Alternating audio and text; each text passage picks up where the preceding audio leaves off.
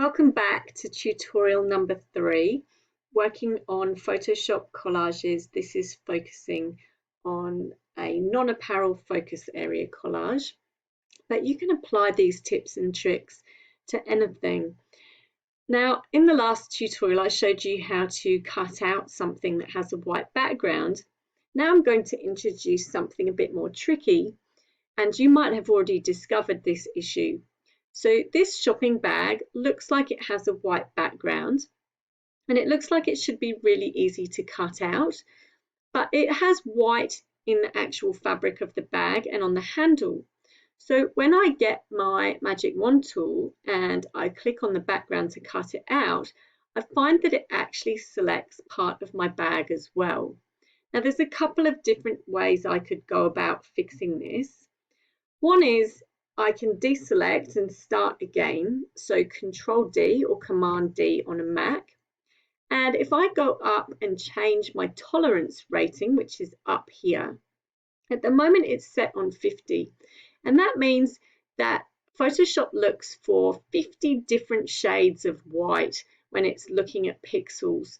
And I don't really want it to do that. So I'm going to change my tolerance level down to 15. I don't want it to be so exact.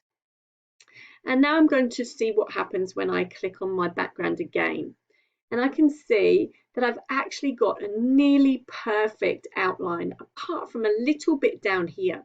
So I'm not going to keep changing my tolerance. What I'm going to do is I'm going to zoom in, so Command or Control plus, and I'm going to go and grab a different tool. I'm going to go and right click here and choose the quick selection tool. And I'm going to choose the plus up here where the little brush sign is, and making sure if your brush is the wrong size, if it looks like it's too big, you can change the brush size up here.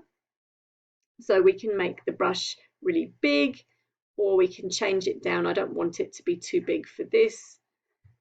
That's about right. And what I'm going to do is I'm just going to click here. Oh, I need it to be on minus. Look, it's grabbing too much. So I need to push it out. So I'll grab my minus tool and just push that out to where I want it to be. Because this is being a little bit tricky, I'm going to do it in 2 stages just in case. So I'm going to hit the delete or backspace now and get rid of that background. Now I'm going to go back to my magic wand tool, click inside there. It's grabbed that really nicely. So I'm going to hit delete again. And so that's how to play with the tolerance level to get different levels of exactness when you're using the magic wand tool. I'm going to change that back to its normal 50, ready for the next thing that I want to cut out. Control or Command 0 to see the whole of my page again. So that's super. I'm going to move that bag out of the way, and I'm going to open up the next picture that I've got, which is a hammock.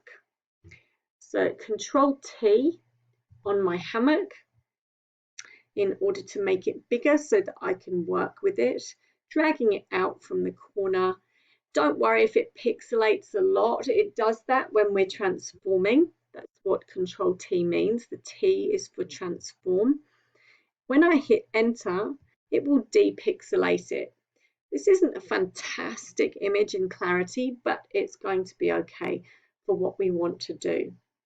Now, this image is really complex. It would be very, very difficult and time consuming for me to try and cut out the background with all the trees and the river and the twigs. So I'm not going to do that. I'm going to do something different to teach you another technique. I'm going to go over here to the left-hand side to my tools menu, and I'm going to right click, and I see that I have lots of different shapes that I can grab. I'm going to grab the ellipse tool, which will make a circle for me if I hold down the shift key, or I can drag it out and make an elliptical shape. So I'm going to make it a bit bigger than I think. I'm going to move that over and place it over my image. If you want to be able to see through it so that you can see what you've framed, if you go over here to where it says normal, click on the drop down arrow and go to multiply, you'll be able to see through your shape to what is behind it. And what I'm going to do is use this shape to make a frame. So I'm going over here to my ellipse layer, and in this dark grey area here, I'm going to right click so that I get the layer menu.